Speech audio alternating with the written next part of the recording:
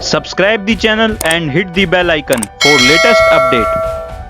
Hello friends, welcome back to फौजी के अल्फाज।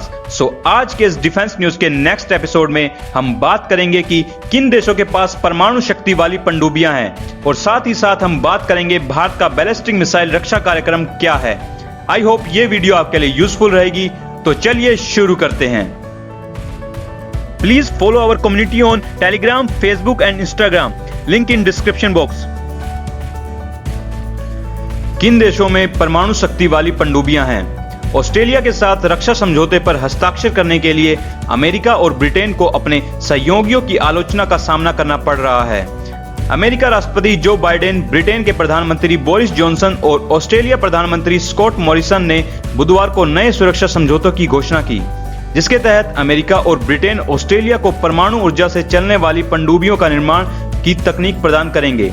सौदे की घोषणा करते हुए मॉरिसन ने कहा है कि ऑस्ट्रेलिया, ब्रिटेन और अमेरिका के साथ निकट सहयोगियों से एडिलेड में पनडुब्बियों का निर्माण करना चाहता है। लेकिन मैं स्पष्ट कर दूं, ऑस्ट्रेलिया परमाणु हथियार हासिल करने या असैन्य परमाणु क्षमता स्थापित करने की मांग नहीं कर रहा है और हम अपने सभी परमाणु अप्रसार दायित्वों को पूरा करना जारी रखेंगे। हालांकि आश्चर्यजनक घोषणा फ्रांस के साथ अच्छी तरह से नहीं हुई, जो कथित तौर पर ऑस्ट्रेलिया के लिए डीजल पनडुब्बियों का निर्माण के लिए लगभग $100 बिलियन का सौदा खो देंगी।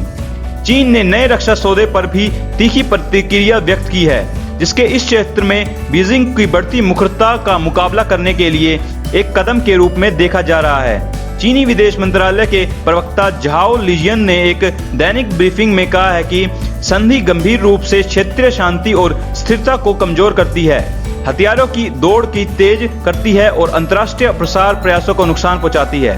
यह एक बार फिर साबित करता है कि ये देश भू राजनीतिक खेलों के लिए एक उपकरण के रूप में परमाणु निर्यात का उपयोग कर रहा है। चीन उन 6 देशों में शामिल है जिनके पास परमाणु शक्ति से चलने वाली पनडुब्बियां हैं, क्योंकि वह हिंद प्रशांत में अपनी शक्ति का दावा करने के लिए अपने बेड़े का विस्तार करना जारी रखे हुए है।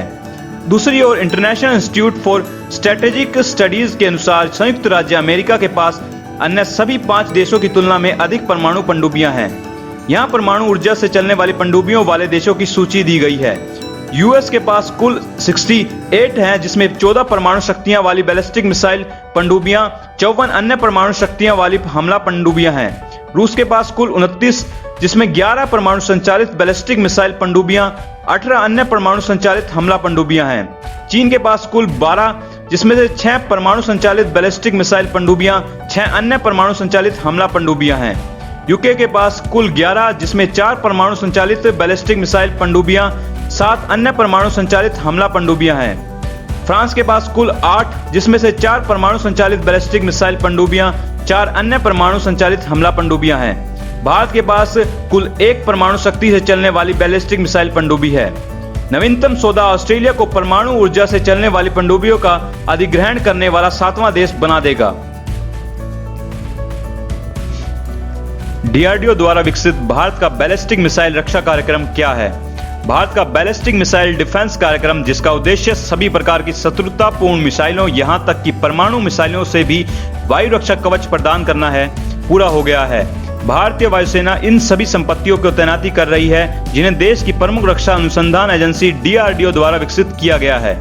भारत का बीएमडी कार्यक्रम 1999 के कारगिल युद्ध के बाद पाकिस्तान के विस्तारित मिसाइल शस्त्रागार को ध्यान में रखते हुए शुरू किया गया था। चीन ने भी पाकिस्तान के मिसाइलों कार्यक्रम के समर्थन देने में अहम भूमिका निभाई। स्वदेशी बीएमडी 2 स्तरीय था। पहली परत पृथ्वी वायु रक्षा है, जो 50 से 180 किलोमीटर की 100 वायुमंडलीय ऊंचाइयों पर मिसाइलों को रोक और नष्ट कर सकती है। एक रक्षा अधिकारी के अनुसार प्रद्युम्न बैलिस्टिक मिसाइल इंटरस्पेटर पृथ्वी वायु रक्षा की जगह लेने जा रही है। दूसरी परत कम ऊंचाइयों के अवरोधन के लिए उन्नत वायु रक्षा मिसाइल है, जिसे 15 से 40 किलोमीटर की ऊंचाइयों पर एंडो वायुमंडल में शत्रुतापूर्ण मिसाइलों को मार गिराने के लिए डिजाइन किया गया है। आकाश सतह से हवा में मार करने वाली मिसाइल एएडी का हिस्सा है।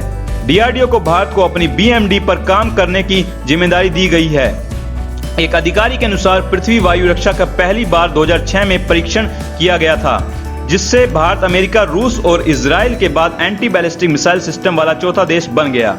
इसी तहत AAD ने 2007 में अपना पहला परीक्षण किया और तब से दोनों प्रणालियों में कई दौरे के परीक्षण किए गए हैं और अब तैनाती की प्रक्रिया में हैं। भारत ने मार्च 2019 में मिशन शक्ति के तहत अपना पहला सफल एंटी सैटेलाइट परीक्षण भी किया।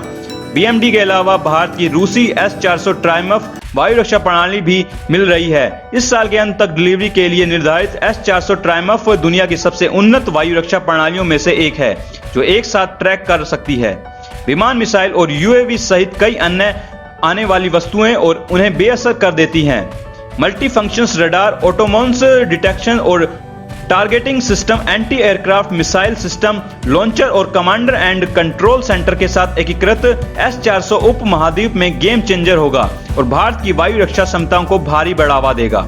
गुरुवार को भारत की रक्षा क्षमताओं को एक महत्वपूर्ण बढ़ावा देने के लिए मध्यम दूरी की सतह से हवा में मार करने वाली मिसाइल प्रणाली की पहली डिलीवरी योग्य फायरिंग यूनिट को भारतीय वायुसेना को सौंप दिया गया। यह लड़ाकू विमान UAV, हेलीकॉप्टर निर्देशित और बिना निर्देशित युद्ध सामग्री, सब सैनिकों और सुपरसैनिक क्रूज मिसाइल सहित खतरों से एक विस्तृत श्रृंखला के खिलाफ जमीनी संपत्ति के लिए एक बिंदु और क्षेत्र की वायु रक्षा प्रदान करता है। गंभीर संपर्कित परिदृश्यों में 70 किलोमीटर तक की दूरी पर कई लक्ष्यों को भेजने में सक्षम मिसाइल टर्मिनल चरण के दौरान उच्च गतिशीलता प्राप्त करने के लिए स्वदेशी रूप से विकसित रॉकेट मोटर और नियंत्रण प्रणाली द्वारा संचालित है।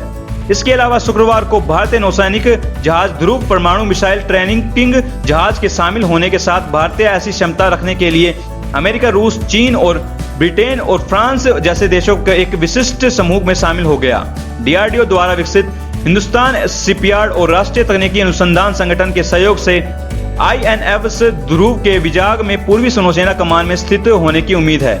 INS ध्रुव, जो सामरिक बल कमान के नियंत्रण में होगा, चीन के समुद्र आधारित सैन्य सिद्धांत के भारत के जवाब में जा रहा है, जिसके तहत PLA नौसेना ने युद्धपोतों, पनडुब्बियों और विमान वाहक विकसित करने में बड़े पैमाने में निवेश किया है। अब बात करते हैं आज की टॉप हेडलाइंस के बारे में। भारतीय वायुसेना लड़ाकू बेड़े को मजबूत करने के लिए 24 सेकंड हैंड मिराज हासिल करेगी, रिपोर्ट्स। भारत का पहला सौर मिशन अगले साल लॉन्च होने की संभावना, इसरो। दक्षिण वजीरिस्तान में बंदूक की लड़ाई के दौरान 7 पाकिस्तानी सेना के जवान, 5 विद्रोही मारे गए।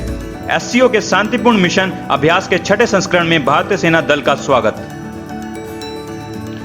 आज के इस डिफेंस न्यूज के एपिसोड में बस इतना ही। आई होप ये वीडियो आपके लिए यूजफुल रही होगी।